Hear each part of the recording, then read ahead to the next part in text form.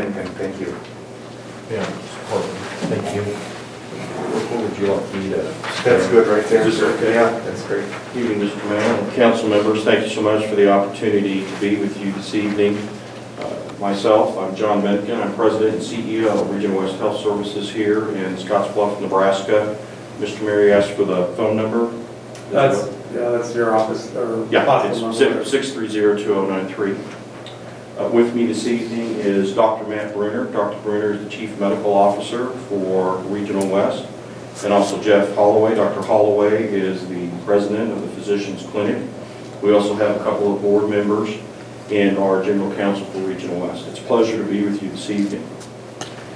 On November the 12th, we sent a letter to Mr. Mayor here, Mayor Gonzalez, as well as the Mayor of Terrytown, Gearing, and the Scottsbluff Commissioner Chair.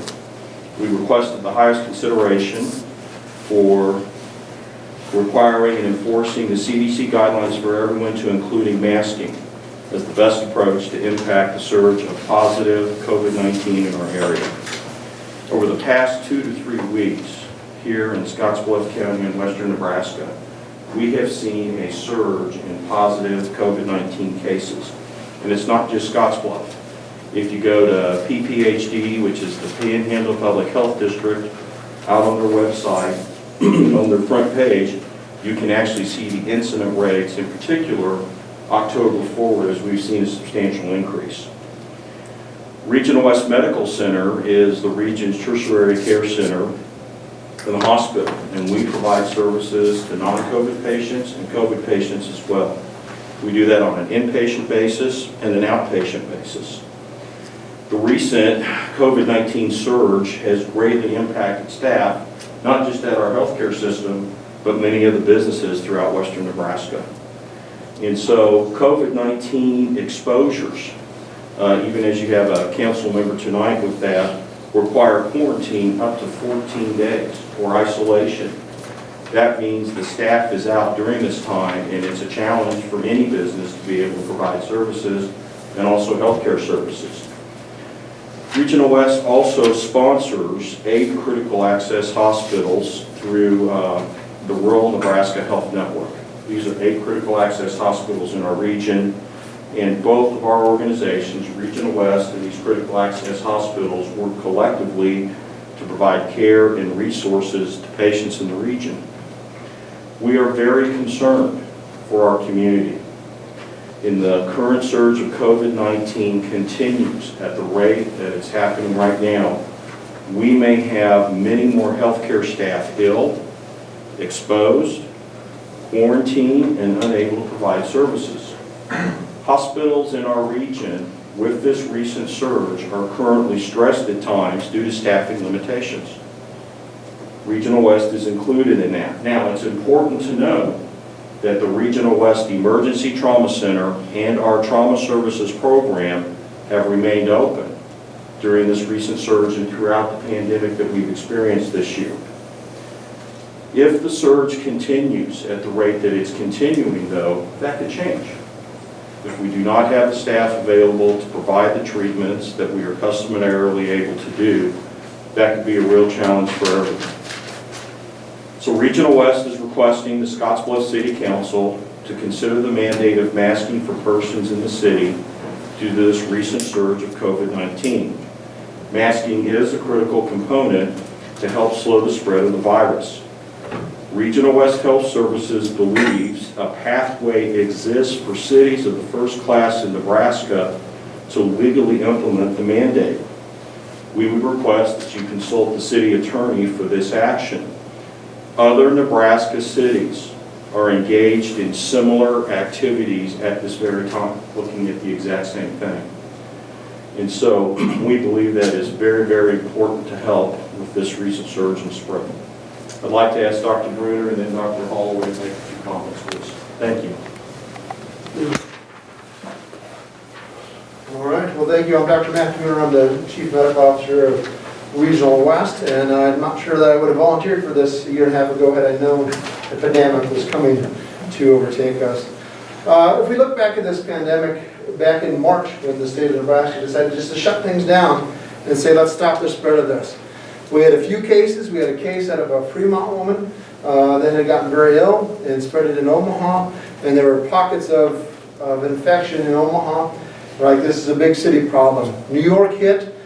We all watched the news and followed the news and saw the lockdowns that happened there. And they locked down for a very long time. And they're starting to see a spike again as they're going back to things. And then we watched Texas spike, and we watched Colorado spike, and we watched those around us with different philosophies of how they were going to handle this. We looked at the European Council and how they decided to change things and do things.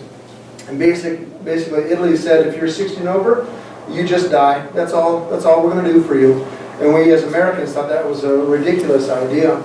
And we value our freedom, and we're going to continue to live life as we want to.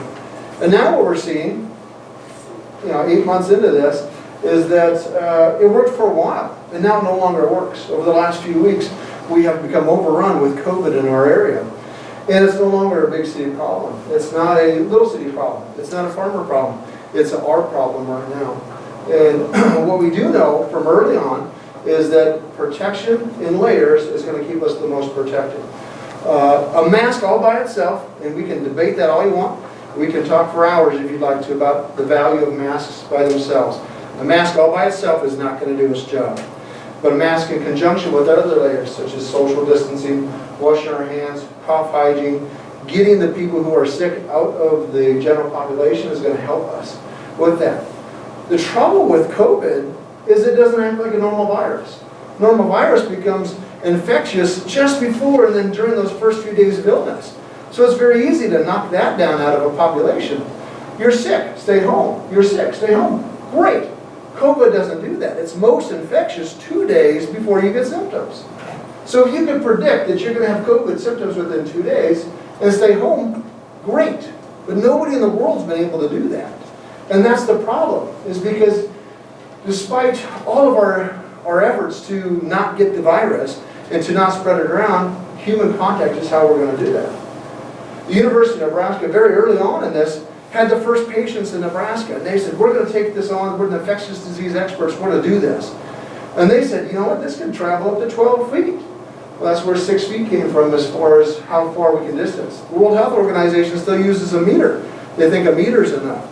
The World Health Organization, up to just a little while ago, said masks and fiber masks were enough, even if you were caring for COVID patients, and just now they've changed that to the more respirators type that you see used in the hospital.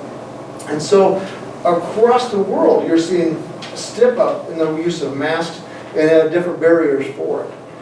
They also found from that RWMC study that it stayed on surfaces. It was there for a while. They scared us very early on and said it could live for days on there. Well, it could, but it didn't necessarily become infectious after days on a surface. But we can still get it in our daily lives, in our grocery stores and wherever we go every day, off of surfaces. And so that's why hand hygiene is so important. That's why cough and sneeze hygiene is so important. If 2 people have a mask on and one of them is going to get COVID within the next 24 hours and they interact, the other guy's not going to get COVID because they've got a mask on. And if they stay socially separated, that's going to help as well with this. And so I'll tell you, in March, shutting down was out of fear. Now, 8 months later, this isn't born out of fear. This is born out of science and the different papers that have come. And the different materials for masking make a difference. In the general public, wearing a fabric mask with 2 layers or more is protective. In the medical setting, even these masks aren't quite enough. We actually use more of a surgical mask in the setting of COVID. Or use the respirator mask with the N95 that we've heard so much about. That's where we use it in the hospital setting when caring for that COVID patient. We also know how long a patient is going to be infectious with COVID, and it changes how we've managed stuff. The quarantine that Mr. Green has been set at 14 days. Basically because at 12 days, 98.5% of people are going to have had symptoms. That means that 1.5% before 14 days still will get it, and so we have to be careful. We also know that somebody who had it can be infectious up to 10 days, and so that's where the 10-day quarantine comes in. 20-day quarantine comes in if you've been really sick, and keeping people out of those. And so if we follow those guidelines in our businesses, everywhere around the city, then we stop the spread. It was said on one of the state calls, kind of lamenting that we needed to have prophylaxis. We need to stop this in its track. Then we can make 1,000 beds across Omaha, but that still isn't going to be enough to care for the wave of people coming in. And we have to stop it from coming in. And that's what we're facing now. And it's not just patients coming in. It's our own staff that are getting it or being quarantined. And so it's not just patients catching it. It's people that are no longer able to be in work because they're at risk to have had it. And so we got to be careful to not give it to patients, and that's why they're out. And so masking as a general thing is great. Wearing, PPE is not something we expect everybody to do. PPE being a gown and a mask and a hat and all those things, that's not what we're asking for. We're simply asking for just a fabric mask within the general public to just knock down those droplets that carry the virus. And if you want to talk about the virus being able to get through the mask, you're right. You can get virus particles through a fabric mask. That's not the point. The point is to knock down those droplets, to knock down the carriers that will let that virus go further away from the person. I would entertain any questions with that. Any questions from council? Do the people at the hospital wear masks? Absolutely. So that you don't have to worry about them getting the virus because they're wearing masks? Well, because you're wearing a mask, you still have to do the other things. And we're taking care of very sick people. And so, but that's not where people are catching the virus. They're catching it outside. At a state call a few weeks ago, we said the same thing. Where are people getting quarantined from? Is it something engineering? Are we doing something wrong in a hospital setting that they would be catching the quarantine or catching the virus within the hospital? It's not there. It's not in our cleaning staff. It's not in our patient care. Any of that. It's outside the building that are people that are getting the quarantines. So it's not inside the building. So that tells us we got to do more of what we're doing inside the building, outside the building to keep us from being quarantined outside the building. But how do you know that's where they're getting it instead of getting it inside? Because there's no pattern to it. There's not a pattern to it. People are coming and being quarantined or getting the virus, having no contact with a COVID patient. It's not the people providing care to the COVID people or the people in the ER providing care for people they don't know yet have the virus or not. They're not catching it there. They're catching it on the outside. They're doing it on the outside based on the tracing that we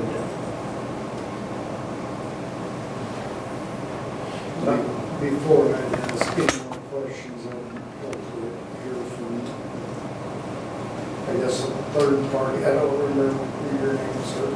Me? Yes, you. Paul. Paul Hoffmeister, General Counsel, Regional West. Oh, okay.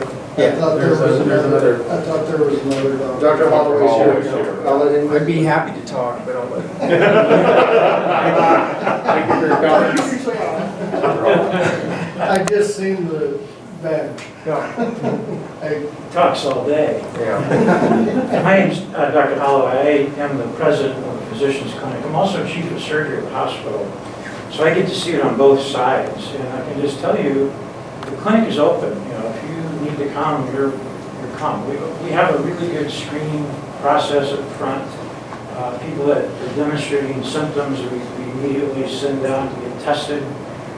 We don't let them into the clinic itself. Now, if they test positive, we also set them up with a telehealth call with their primary care folks as well. So we've changed over the last several months as the virus has changed this country and this city and this region. And I can just tell you, I wear a mask all day in the hospital. That's what I do. I operate, I got a mask, I walk through the halls, I have a mask. And up until just 3 or 4 weeks ago, outside the hospital, I probably didn't have much of a mask on. I was not a big believer in that. We didn't have that many cases out here. It was kind of funny back in March when we shut everything down. It was not funny, it was serious. We saw what happened when the governor stopped us from doing elective surgeries. It just about brought us to our knees in the hospital financially. And so I'm not a big fan of that. I have no desire to see a shutdown economically or otherwise. But what I can tell you though is in the last 4 weeks, things have changed. And I am different now. You see me outside the hospital, and I do have a mask on. My wife has a mask on. I insist that my son has a mask on because we don't catch it at the hospital, like Matt said. We catch it from my son who's out and about not wearing a mask. He brings it into our house, and now I get it, and my wife gets it. And this is what we're seeing at the hospital and the clinic. It's not the providers, it's not the nurses, it's not our hospital staff, it's their family members or their friends at a get-together, at a party or whatever. They catch it, they bring it home, and it spreads like wildfire. In the last few weeks, our staff is just dropping like flies, and we're having a hard time staffing the clinic. We're having to bring nurses from the clinic over to the hospital to help staff the hospital because of the number of people they're losing as well. Each day it's a bit of a challenge. We wake up and see who's coming to work and who's not. We'll have 2 people coming back from COVID, and then we have 3 or 4 that are leaving. And so it's a real challenge for a nursing supervisor to find the help that we need to keep things going. Now, this affects me as well from the surgical side, because we're having the same issues in the surgery department as our nurses and our techs and other help, just like everyone else in the community, are catching it outside of the hospital, and then they're not coming to work. And the more and more people that we have not coming to work, the less and less work that we can do. And so I am a believer in masks. Like Matt said, it's not everything, but it's one thing we can do. And that's what we're asking you as a council to mandate that, not indefinitely, pick a time frame for the next couple of months. Let's get through this surge, and let's keep as many people upright as we can.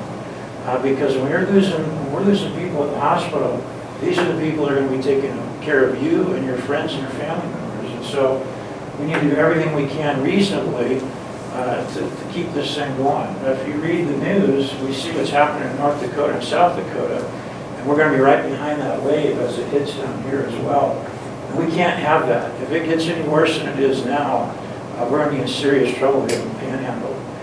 Not just here, but I go to these other hospitals as well, and I see how they're doing as well. And they're hurting. They don't have staff to take care of their own people. And they're trying to send all their COVID patients down here. And then we're stressed already. And so it's a domino effect. We have to stop that at some point. And this is a very reasonable thing to do. Thank you. Any questions I can answer? Is this following a different pattern than the cold and flu season normally follows? It's worse. This is worse than the flu. That's what I said initially. I said this is just like the flu. We'll deal with it. We'll get over it. But this is much worse. If you talk to people that had it, they'll tell you that. It's just worse. After 2 weeks, you're quarantined for 2 weeks. You come back and they still don't feel well. And that's our problem. People are coming back to work and they're still not as effective as they were before. There's something about this virus that makes it worse than just a regular flu. That wasn't I'm sorry, my question was, is it following the pattern of spread like it would in a cold or flu season normally? I understand it's a different virus, I understand that. Yeah. And it hits some people really bad and some it hardly hits at all. Well, I think the pattern of spread would go along with as it gets colder, people are indoors more, we congregate more, and that's how the flu typically spreads, and I think we're seeing that with this as well. Now, we don't do this in a normal flu season, but again, this is not just a regular flu virus, so we have to take an extra step here to try to stop this. But I anticipate as it gets colder and colder, this is going to be a long holiday season, it's going to be a long winter. Because we're just barely getting started, and it's already taking us down like this, and so we have to do something fairly significant fairly quickly right now. Isn't the human body meant to breathe in oxygen, fresh air, and exhale carbon dioxide? Yes. And so how is a mask helping to do that? I find that you're compromising your own health system I think by wearing a mask. I think there are certain people that may be true for. And I don't like wearing one because when I'm talking with a mask on, I get dry. But I can tell you though, if I were to have the virus, like Matt said, I didn't even know it. If I cough or sneeze, it's going to reach you, Rick, if I don't have a mask. But with my mask, it may only go so far and prevent you from catching it, or you. And we're in this closed room. I don't know what the ventilation is like, but you can assume someone in this room probably has it and doesn't even know they have it. And the way we're talking and such, we're spreading it, whether we like it or not. This mask might prevent that from going too much further, so only 1 or 2 more of us are going to get it. But without the mask, probably all of us are going to get it for the length of time that we're spending here right now. And so it won't stop it, but it will slow it down potentially and limit the number of people that may get it. Okay, now, I've had this within our family. I was quarantined for, 2 weeks. yes, 2 weeks. I was sick for about 4 or 5 days. Now, my wife, and we've got to believe as to where this comes from, she does work within the medical field. She has to wear a mask all day long. Yeah. I refuse to wear a mask. As you stated as well, doctor, that you didn't like wearing a mask. I still got sick, but my wife that wore a mask religiously within her job, within the medical field, still got sick, and she was down for 12 days, and she was sick. So how does a mask, what I don't understand is how does a mask solve the problem? Did she wear it outside of her work though? When she was at the store, or when she was at church? Or? Church, yes, actually she did. I don't know where she picked it up, but Well, that's what contact tracing can find out. I'm not, I mean, you can do the research, and probably anybody in here can do the research as to where my wife actually works. Kids are a petri of diseases. Right. Back when my kids are adult children now, but back in the day when they was kids, it seemed like I was constantly sick because they bring whatever home from school, whether it be the flu or influenza or common cold or whatever. Since my kids are grown adults, until this has come about, I haven't had that problem. So I do not see and I cannot understand where masks is the answer. I can understand, yes, a little bit of social distancing. I can understand staying away from the elderly that have underlying conditions.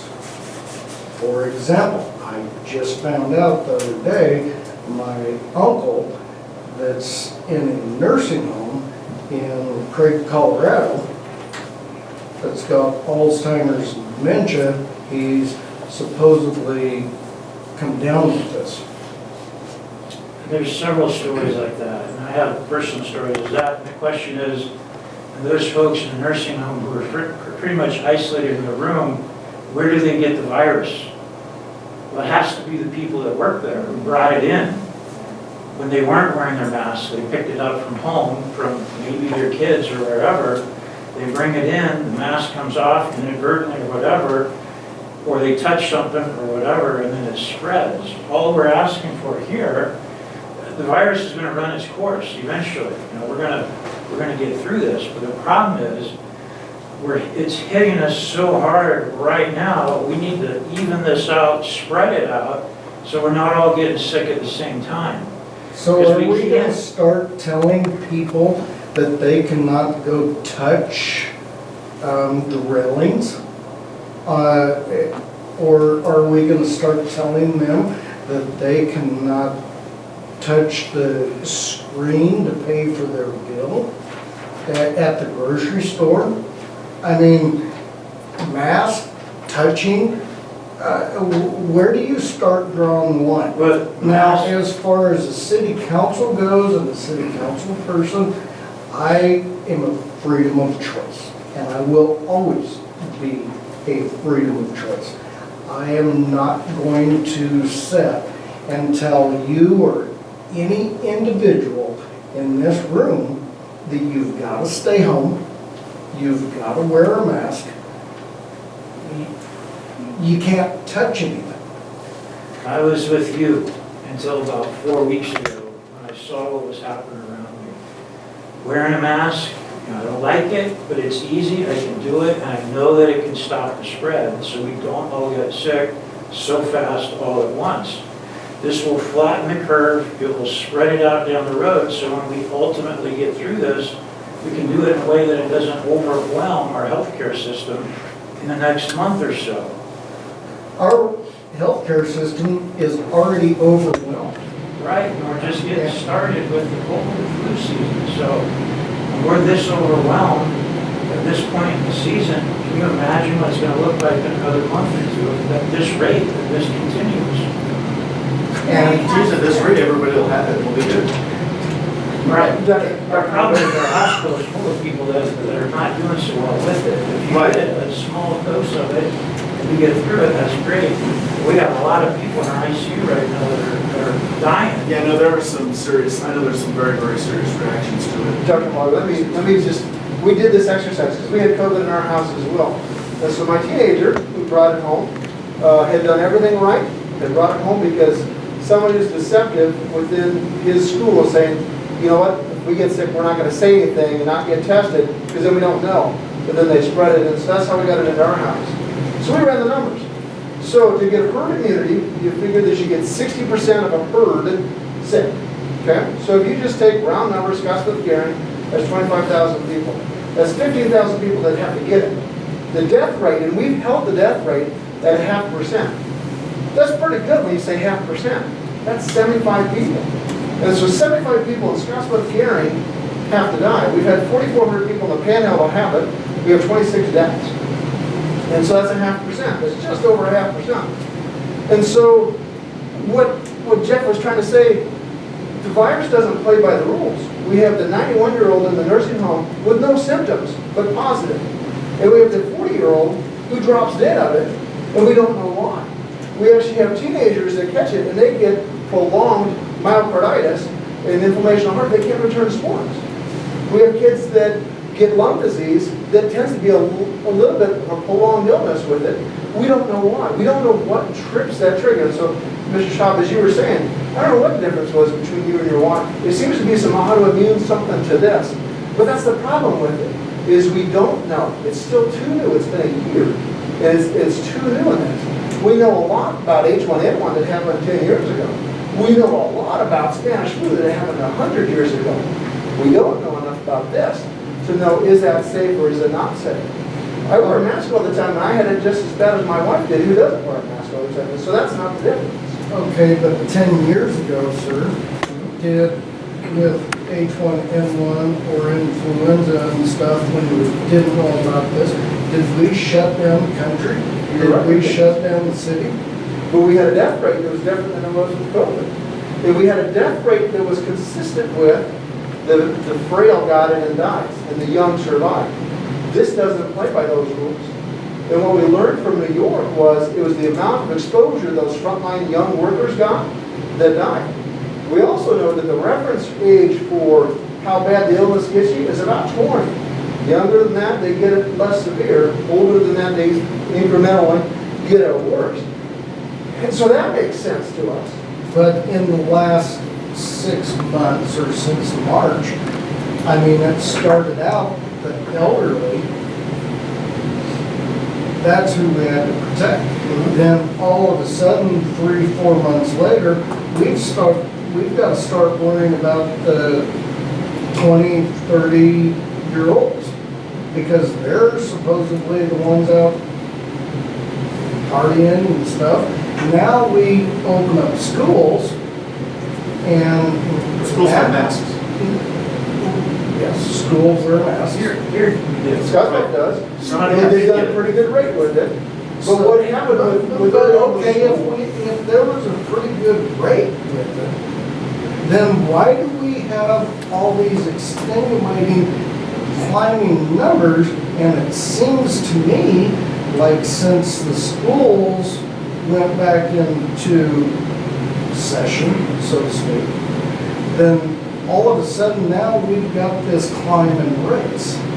Now, with that also being said, with the climb in rates, if masks do so much,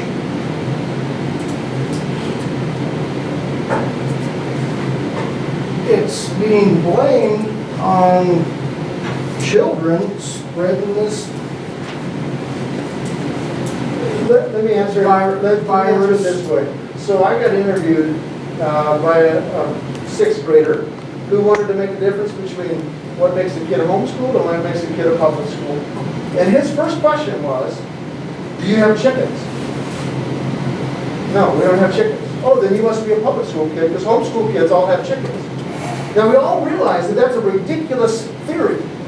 And so what you're saying is the masks protect or not protect? That's not what we're asking. We're saying the masks are a piece. And if you look at Scottsbluff schools, they mask from the beginning, but they have a lower rate. Can they still get it? Yes. That's how I got it. I got it because somebody didn't want to follow all the rules. They just wanted to say, we're not going to get tested because then we don't know. And then they continue to spread. Masks by themselves are not enough. And that's not what we're asking.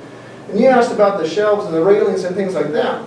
Well, if everybody's wearing a mask, and we have hand hygiene, and we touch a railing, and everybody else has done the same thing, we're not going to catch it from that surface. If we touch the fruits and the vegetables and all those things that are open, and we've used hand hygiene, I mean, there's things of people going home and washing their vegetables and their packages. Fine, I don't do that. But that's fine if you want to do that. What did we learn different? Well, March, we treated it like it was the flu, that it's going to kill the old people, so protect the old people. What did we learn from New York? New York was a disaster. We all believed that New York was a disaster. That's when we started to hear about the young people dropping.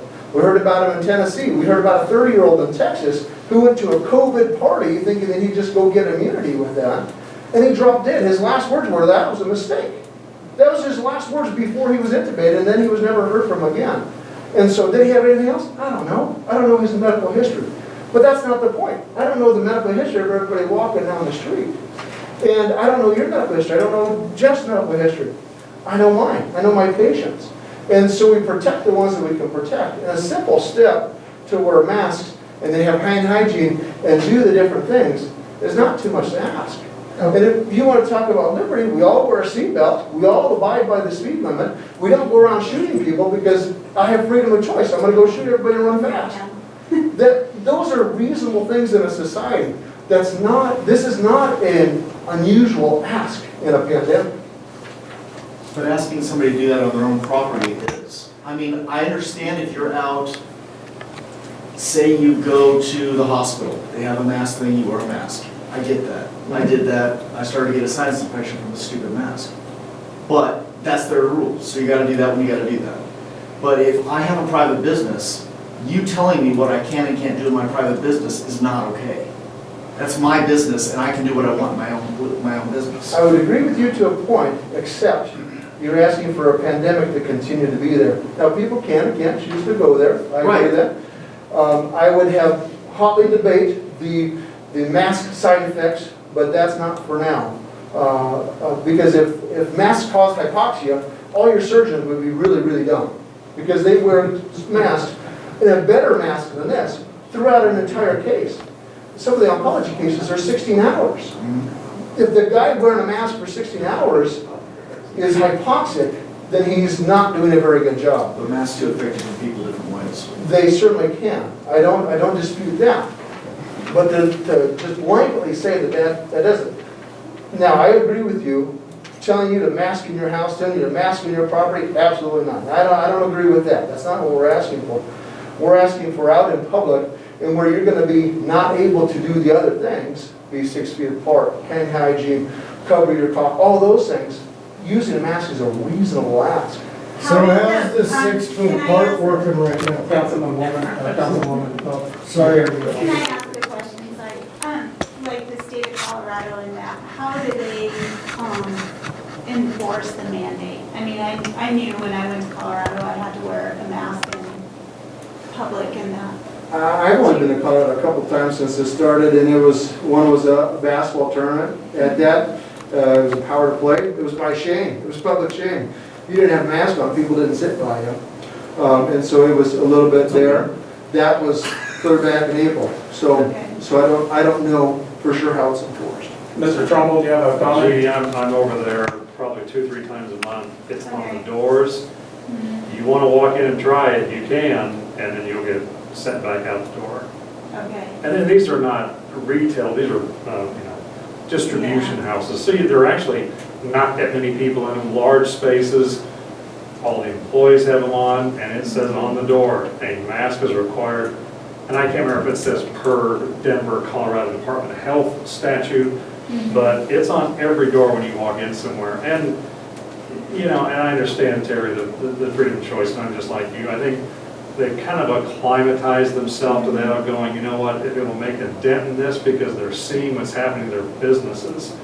And my only comment, Scott, when you talk about the flu season is, I think for all of us employers, we're out here, and that's, I'm speaking as Cartron Lumber, not the Regional West Board member, we're kind of going, okay, when that employee calls in years past, I'm not feeling good, okay, you stay home until you feel better, you go get tested for the flu, it's the 5 days and everything.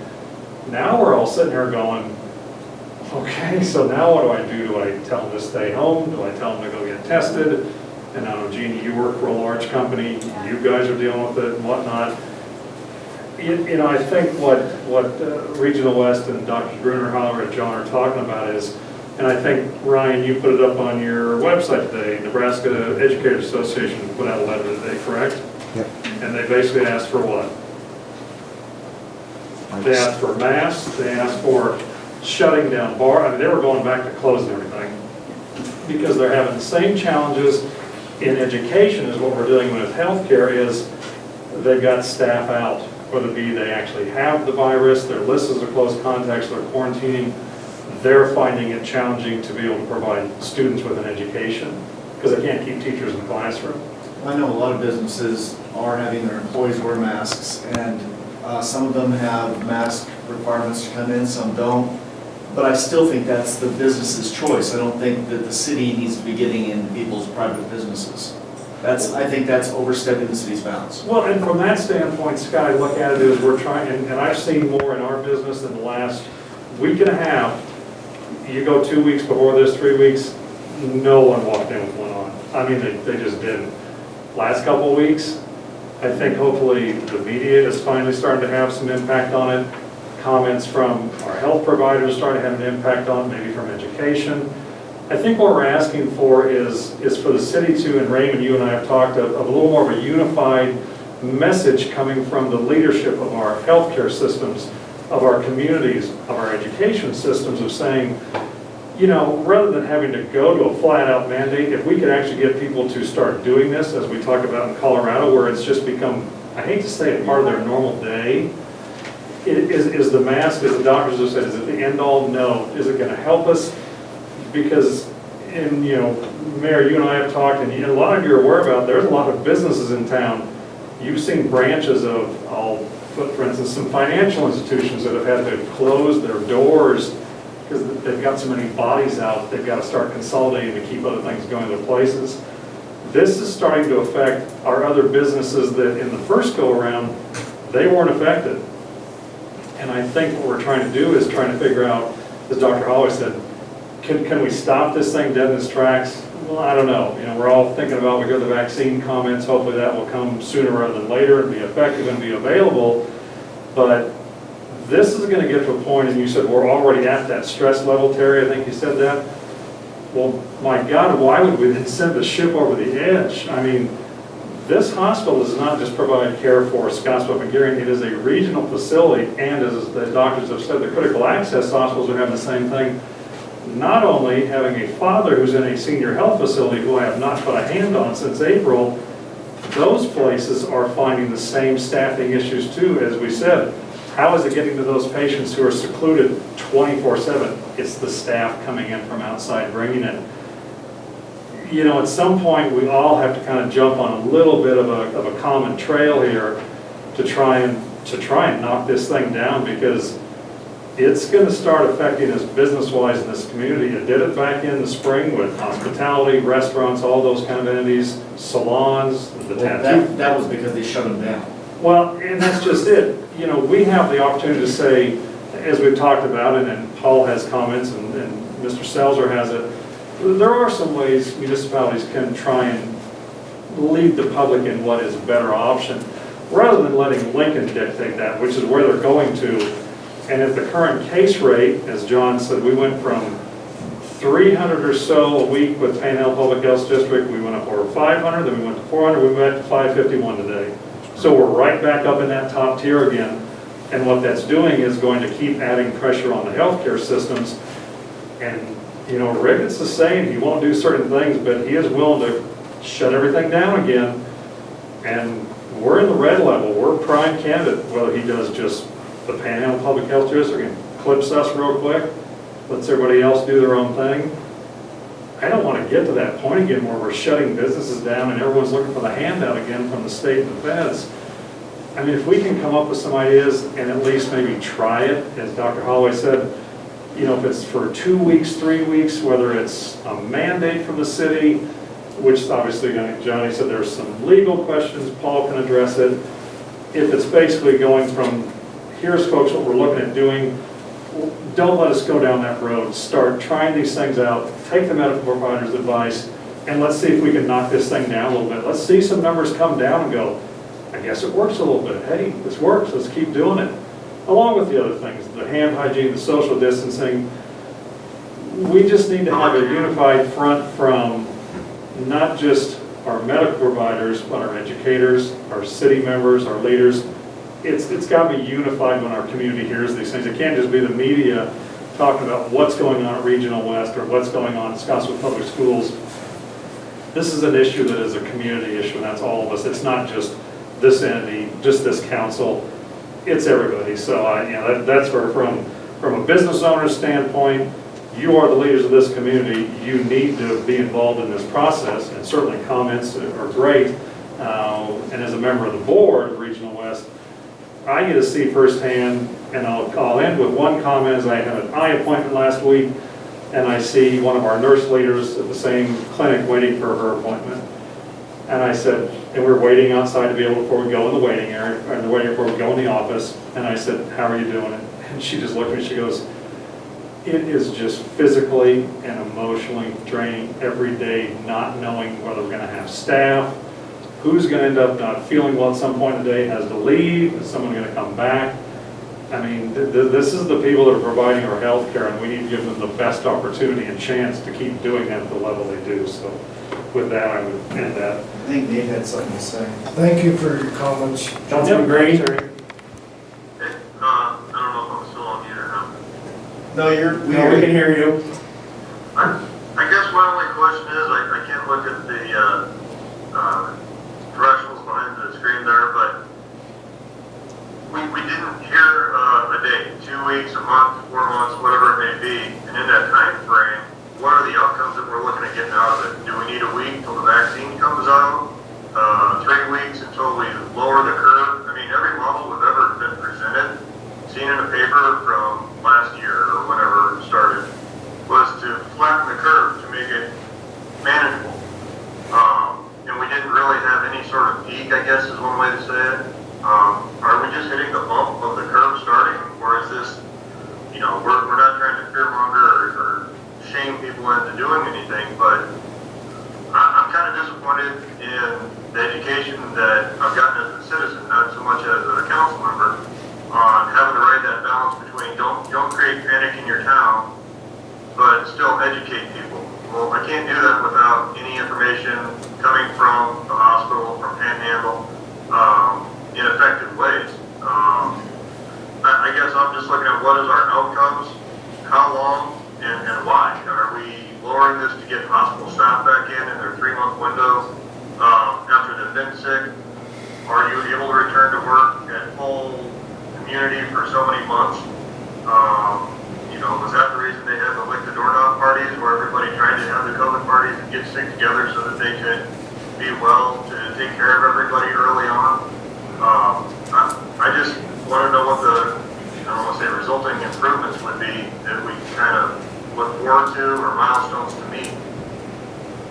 I know that quarantines are only 100% effective. If or only effective at all if 100% of the people do it. So,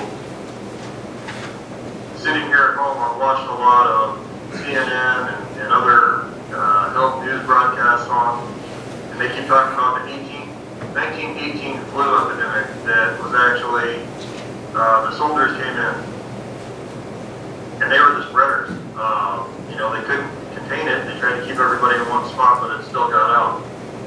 I just wasn't sure if what you're asking for is to kind of COVID shame everybody into wearing a mask and alienate those that don't, or how do we actually do this so that we can work together to educate the community to kind of change the minds. I know that like motorcycle helmet laws, seat belts, no smoking. I mean, some of the different approaches that we've used to deter these unhealthy actions, what were their effectiveness? Right now we're on the clock. We don't have 20 years to eradicate smoking. So what are some other ways to do it other than the mask mandate? I mean, is there anything else out there, or is this the only option we have? Because it seems kind of short-minded to just have masks.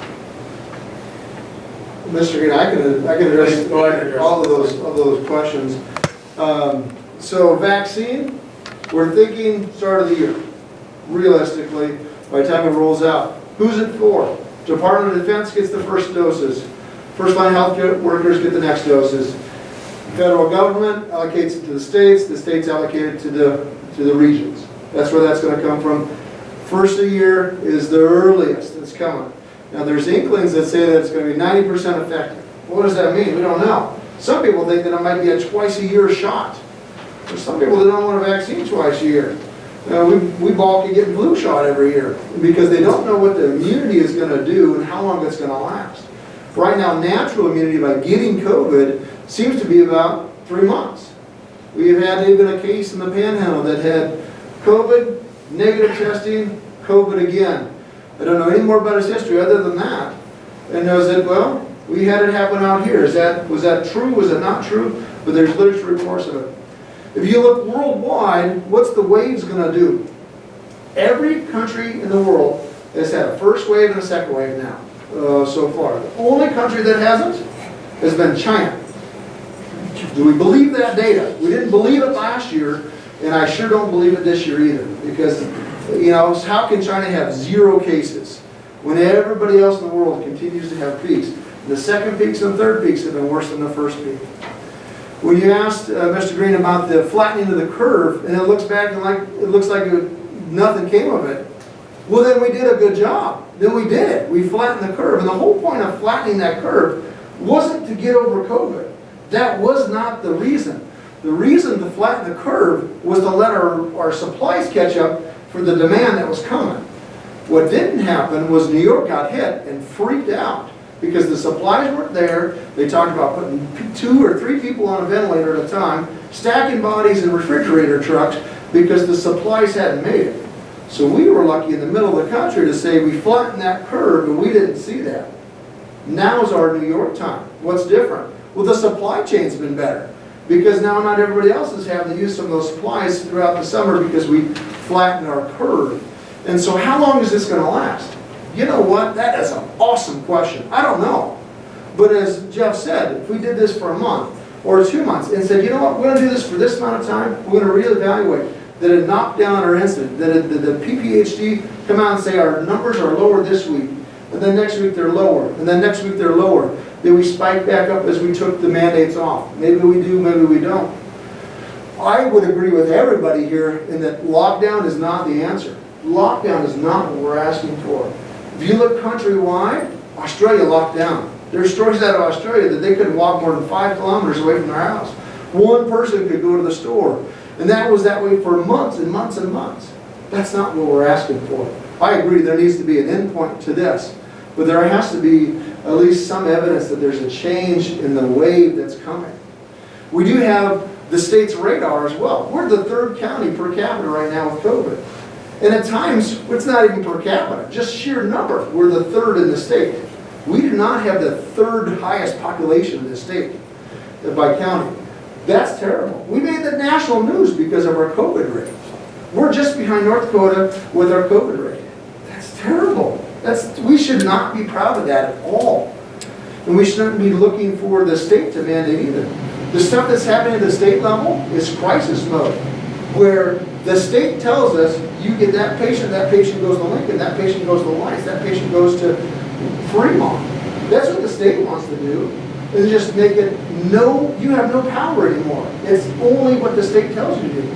That's not a myth. That's really what they're thinking in crisis mode. And so why do we want to just wait till that happens? Why don't we fix our ship just a little bit to not go over that cliff? Okay, we all know that COVID's here. It's taken its toll on our community and medically and soon here economically. And the question before this council was, should we implement a mask mandate? Legally, can we do it? Is the first question. Secondly, how would we enforce it if we choose to implement it?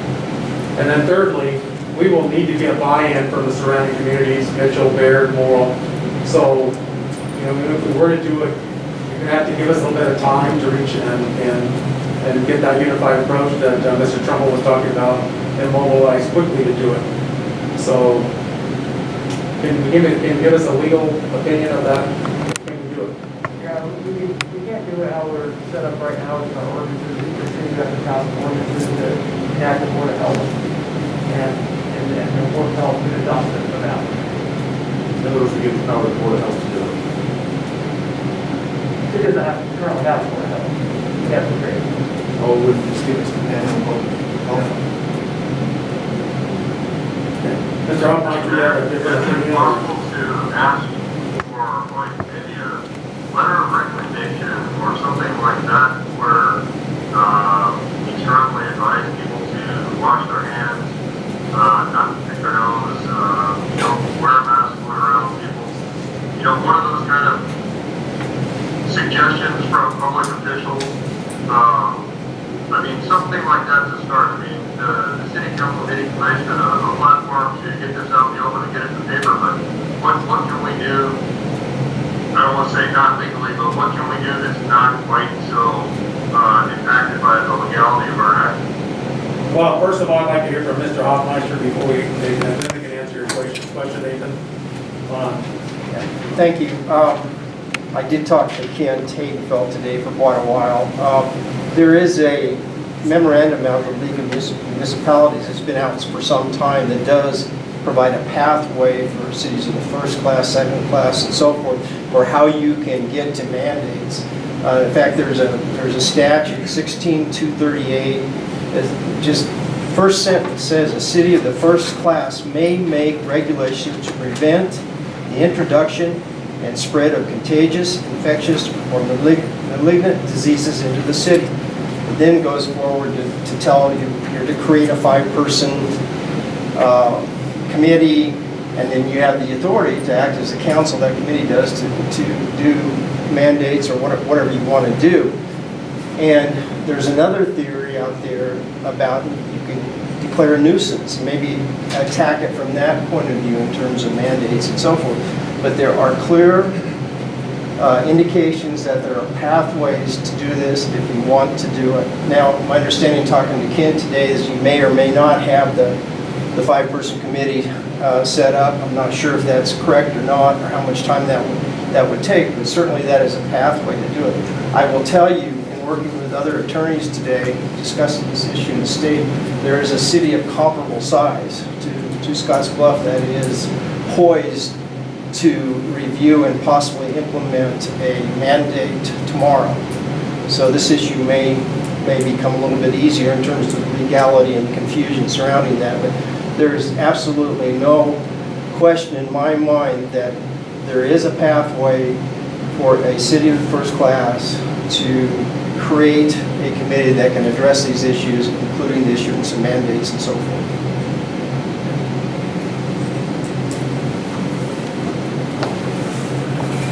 That being said, how quickly could we?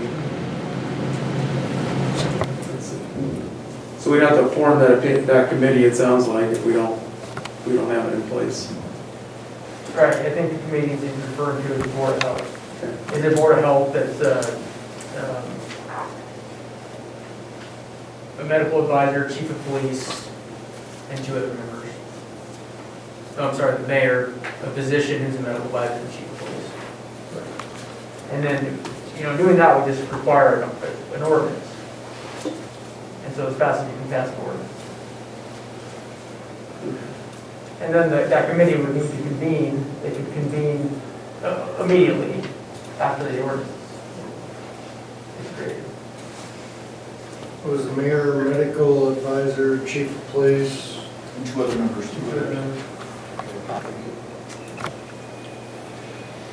How quickly could your office draft this ordinance and moving forward? Quickly.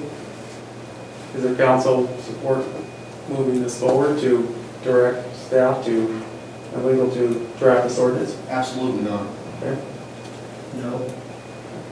Well, I'm not asking for a vote, I'm just saying, is there support for it? There will be next week, but not this, or next meeting, but not this one. Nathan? If we set an ordinance that you have to wear a mask when you're outside, or in a vehicle with more than 2 people, or in a city vehicle with a passenger, and we've got a mask on and we're driving and it fogs up their glasses and they slam into another car, they're following the ordinance. I'm looking for what other things can we be looking at causing and creating, I guess. There's so many different things in creating an ordinance that has me nervous. I think all the medical experts have weighed in on all the options that are out there to address this COVID. I think the medical staff from Regional West has pretty much laid out and made their case. Mayor, can I say one more thing? Sure. So I would encourage, if there is to be an ordinance, whatever there is to be, it can't be focused just on masking. As we've learned the last 8 months, there's other things. And so I would say don't pigeonhole yourself into that's all it is. Make it so it's something that you can move with the virus as the virus moves, or move with whatever's next with the virus. This is not going to be the only new thing that we're going to have. And so if you're going to form that, make it flexible enough to flow with what's next or what happens with this virus. So I think the Board of, in the ordinance, which is simply create the Board of Health, and the Board of Health could have more flexibility to enact rules and regulations. So we're going to have a non-elected group passing stuff on to people? Absolutely not. No chance. That's what the council is an elected body. That is their job, not some other board. You're approving the ordinance, aren't you? Yeah. I am not approving the ordinance. The council's not approving the ordinance? They will next time you're The here, council but I will. won't The know. council, The council would, yeah. Okay. So, and the way this, unfortunately, the way this item is worded on this agenda, we can only discuss and receive your report. So we will continue to discuss this. I may call a special meeting of council to continue to address this and try to get something going here quickly. In the interim, we will reach out to our neighboring communities and get their input and start the coordination of this. I appreciate all of you coming this evening. I know it's pretty stressful for you, but I don't think the city of Scottsbluff needs to take some action here. So, We appreciate that. Thank you. thank Mr. you. Mayor and Council, thank you for your time this evening for this very important issue. We do appreciate it. Thank you. I'm going to take a 5-minute break.